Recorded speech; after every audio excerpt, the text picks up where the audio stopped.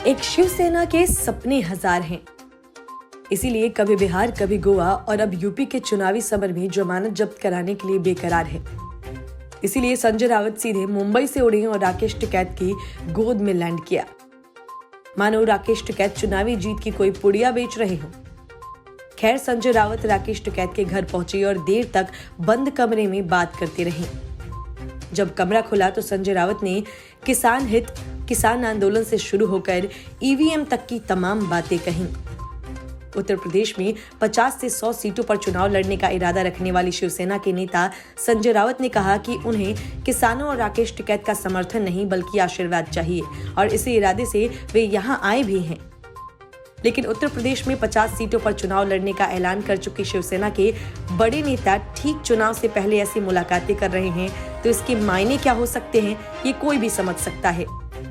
दूसरी तरफ राकेश टिकैत को जयंत चौधरी अब भाव नहीं दे रहे हैं और लगातार उनसे दूरी बनाए हुए हैं। इसीलिए मौका ताड़कर संजय राउत टिकैत से मिलने आए। माना जा रहा है कि संजय राउत विधानसभा चुनाव में राकेश टिकैत का समर्थन चाहते हैं। असल में शिवसेना यूपी में कांग्रेस के साथ गठबंधन करना चाहती थी, लेकिन गोवा की तरह यहां भी कांग्रेस ने उसे अपने पास फटकने नहीं दिया। इसी वजह से संजय राउत ने कहा कि अगर कांग्रेस हमसे बात करती तो हम गठबंधन करने को तैयार थे।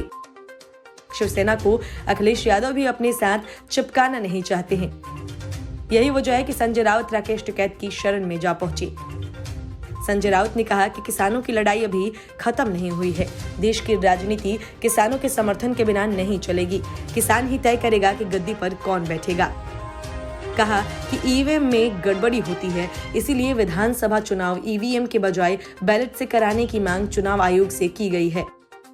संजय राउत ने कहा कि राकेश टिकैत बड़े नेता के रूप में उभरे हैं। अच्छा रहेगा यदि टिकैत के प्रतिनिधि संसद में पहुंचकर किसानों की आवाज बुलंद करें। उन्हें सदाशिव राव भाऊ की चिट्ठी टिकैत को दिखाते हुए कहा कि कभी सदाशिव राव भाऊ सिसौली आए थे।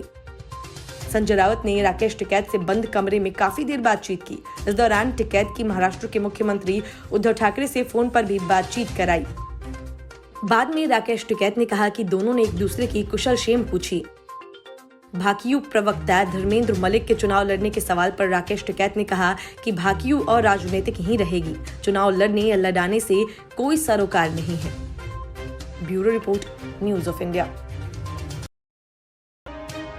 बीजेपी छोड़कर अखिलेश की खटारा साइकिल पर सवार होने के लिए योगी सरकार के कुछ मंत्री और विधायक इतने बेचैन क्यों हैं? यह सवाल इसलिए जरूरी है कि जिस ओबीसी की दुहाई देते हुए स्वामी प्रसाद मौर्य से लेकर दारा सिंह तक ने बीजेपी छोड़ी, क्या असल में वो ओबीसी के हित के लिए गए हैं या फिर वजह कुछ और है? असल में दूसरी पार्टी से बीजेपी में आए इन नेताओं को पूरे 5 साल तक खाने कमाने का कोई रास्ता नहीं मिला और न ही उनके बेटे बेटियों को तरजीह दी गई। यही वजह है कि चुनाव के वक्त वे अखिलेश के साथ निकल गए, क्योंकि वहां हर चीज की सुविधा है। जितना चाहो, जैसे चाहो वैसे कमाओ खाओ, बाल बच्चों का कल्याण करो। बीजेपी छोड़कर समाजवादी पार्टी में गए दारा सिंह की असलियत बीजेपी के पार्षद ने सरेआम खोल कर रख दी। गोरखपुर के पार्षद धर्मदेव ने आरोप लगाया कि दारा सिंह बालू खनन माफिया हैं, जो 6 माह से इस काम को कर रहे हैं। धर्मेंद्र चौहान ने कहा कि उन्होंने चौहान समाज को छलने का काम किया है। उनके विरुद्ध जांच चल रही है, जांच के बाद कार्रवाई की जाएगी। उनके मुताबिक दारा सिंह ने पार्टी में गंदा काम किया और फिर पार्टी छोड़कर भाग गए। दारा सिंह चौहान बीजेपी छोड़कर भागे हैं। उनके संदर्भ में मैं कहना चाहूंगा कि दारा सिंह ने बीजेपी में रहते हुए सत्ता का मजा लेते हुए परिवारवाद किया है और समाज को लूटा है, समाज को गुमराह किया है। चौहान समाज बीजेपी का अनुयायी है। इन्होंने यहाँ आकर वोट लेने का काम किया है और हमने जो वोट उन्हें दिया उसके बदले उन्होंने धोखा दिया। हमारा समाज बीजेपी को समर्थन दे रहा है। इनका जल्दी ही में एक काला चिट्ठा सामने आने वाला है। वन मंत्री रहते हुए इन्होंने बालू खनन का काम किया। जब सीएम योगी को पता चला तो उन्होंने इन्हें बुलाकर डांटा। तब इन्हें लगा कि इनका इस पार्टी में काम नहीं चलेगा। तब इन्होंने पार्टी छोड़ी। इनको ये नहीं पता कि एक पृथ्वीराज चौहान थे जो जुबान देकर हटते नहीं थे और ये हैं जिन्होंने मोहम्मद गौरी के अनुयायियों के सामने झुकने का काम किया है। धर्मेंद्र चौहान कहते हैं कि दारा सिंह चौहान का कारनामा अभी हाल ही में सामने आया है, ये पहले से ऐसे नहीं थे। बीच में इन्हें लगा होगा वो ये काम बीजेपी में रहकर नहीं कर पाएंगे, इसीलिए उन्होंने वहां अख्तियार किया। ये ना अपने समाज के हुए और ना ही अपने देश के हुए। इन्हें यह भी पता था कि वे अपने क्षेत्र से हारने वाले हैं, इसीलिए उन्होंने उस जगह सपा को चुना। अब मामले में जांच हो रही है, जो सच होगा वो सामने आएगा। Bureau report, news of India. Balbir Rajewal और अरविंद केजरीवाल के बीच ऐसी ठनी कि अब एक दूसरे की पोल खोलने पर उतर आए हैं। किसान आंदोलन और उसके बाद बलबीर सिंह राजेवाल के साथ सियासी खिचड़ी पकाने वाले केजरीवाल की जब पोल खुली तो वे यह कहकर चेतावनी देने लगे कि झूठे आरोप लगाने वालों को बख्शा नहीं जाएगा। असल में बलबीर राजेवाल ने कहा कि अरविंद केजरीवाल मुझे पंजाब चुनाव में चेहरा बनाना चाहते थे।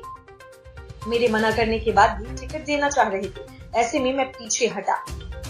इस दौरान उन्होंने कहा कि आम आदमी पार्टी में टिकट बिकते हैं। उन्होंने कहा कि आम आदमी पार्टी के साथ सीएम चेहरे को लेकर बातचीत किसान आंदोलन के बाद शुरू हुई।